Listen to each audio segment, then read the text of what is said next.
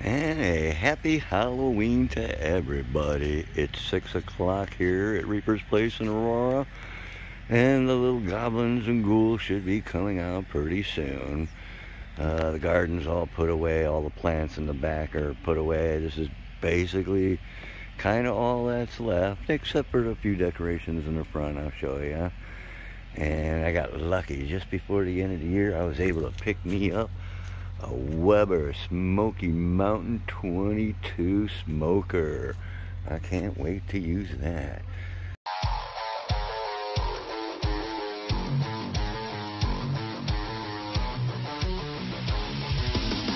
But Dawn still got her mums, and she has her little ghost up there and her decorations.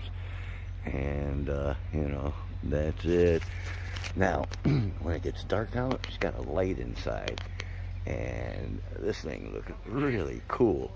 So I'll wait till it gets dark and I'll come back out and video that, because it does look really cool. And a little bit of the inside. Everything's kind of really a mess. Everything's in transition. She's getting ready to bring a lot of the plants and moving them around and getting them in for winter. We actually transplanted the peace lily, so we got it into a bigger base. So yeah, a few leaves are going to drop off, but she'll be fine, just like always. We brought that one in. The angel plant, the big angel plant, that is in the back. The next month or so, the cactus should start blooming. This is another angel trumpet that we started last year, I believe it was. This is the plant I'm going to eventually take over to OFR. So that'll be good. And then we have, of course, all Dawn's plants, and we're doing just fine. And my cactus, man, it is just flowering. It's just doing really good. And that's the one my buddy Matt gave me. Because of his vase being tall and mine is really short, mine's actually taller now. But it's much thinner than his is. But everything's good. And then she took all of her orchids and put them up on the 125 here.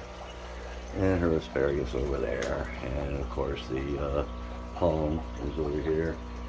And she uses the 40-gallon for doing watering her plants and everything. And then this is the one I set up. I don't know if you, well, let's see here. Let's do this. Aha. But yes, there's a bunch of baby plecos. Yes, I gotta get a piece of, I got some vegetation, stuff like that, but I didn't think about the driftwood, so I'll get some driftwood in there and, you know, take care of that. Rich said he's got a light for me, and I'll get that up on a stand here. Right now it's just temporary. But I still got a bunch more in here I gotta get out. So they're in here, but I just gotta get them out. Take that flashback off. That's better. And we sort of have a new addition. I don't know if it's gonna work out, but I'll show you that here in 1 second now. And this, everybody, is Buttercup, or Bucket. Well, her real name is Buttercup, but they call it Bucket. And a stump or miniature calico, female.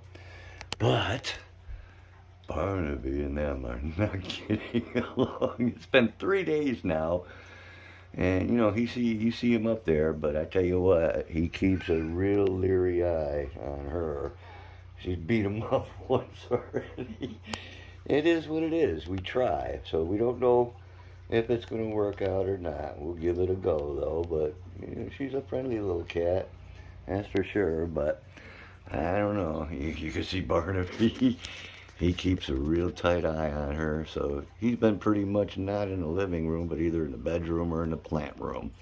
Well, we'll give it a few more days and see what happens. But yeah, that's the newest addition, Buttercup. Alright, and I'll do some filming here at Dawn's tank. I gotta fill some time. She's gonna feed them. So we'll see them eat, see the coolie loaches come out.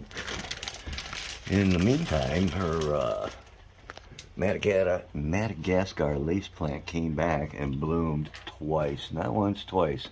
So we've had 4 blooms since I bought that plant for her. And there's one of the coleloches. He's starting to come out. They'll all come out. There they come. There's more. I see movement in the grass over there. And oh look, trick-or-treaters already. It's not even dark yet. Oh yeah, here they start to come out. Okay, so you guys, we spent the last 2 days. I tell you what, we did the largest private koi rescue in OFR history.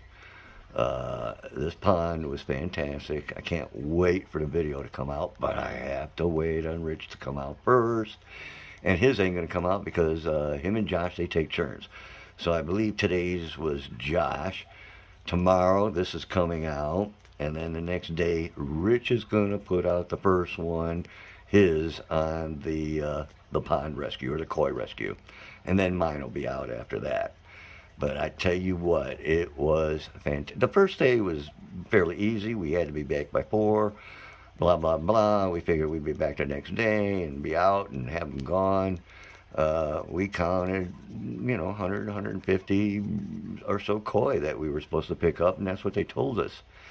We ended up with a phenomenal amount of koi, and there was so much weight on the trailer, we couldn't move it. It'll all be explained, and yeah, if you guys seen a few things, yep, somebody ran out of gas, guess who? Right, of course, me, who else? So, what else is new? But Josh went and picked up that albino cat in Mayfield. He took care of that, so I was able to go back the second day. The homeowner, well, actually the homeowner was a 92-year-old woman, a really short little woman. I didn't even get her on video. We only seen her like once or twice. Steve and Bonnie, I guess, they're just friends. But they're the ones who made us lunch. Steve's the one who brought his car trailer and gave us a hand. I mean, fantastic people. And then Linda and her husband, they were also friends. So the 2 couples were friends of the 92-year-old lady that lived. And she was spending $1,000 a week just to fill that pond and keep going. It was a sand bottom except for the very middle where you could see Phil getting stuck and stuff. But $1,000 a week is what she was spending to keep the water in there. That's why she wanted to get rid of them. And good thing she did. And you know what? We got them all. So, and when we got back, the generator cut out. We had a few, on the side. We stuck them into our 1,000 in the back real quick. And guess what? They all came back. I haven't talked to Rich today. In fact, I'll be giving him a call in a minute or two and see how everything's going. And I'm probably will go out there tomorrow. But as far as I know, all of them should have made them. And some of these are really beautiful koi. Some with a big shiny glass type scales on them. There was one more cat in there, carp rather, so we did bring him along. He was just as big as the carps, maybe a little bigger. He was a good size. In fact, I got an individual little picture or video of him that you guys will see. Alright, so I'll go in the back and show you my tank real quick, and we're going to make this a short one. And, it is Halloween night, everybody, so I hope everybody does have a great Halloween. Getting dark fast, like I did. I showed you the couple. It always shows lighter with the camera, but it is getting dark. Should be sunset here in the next half hour or so.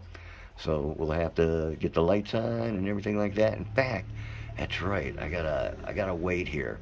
I'm gonna wait till it gets a little dark, like I said.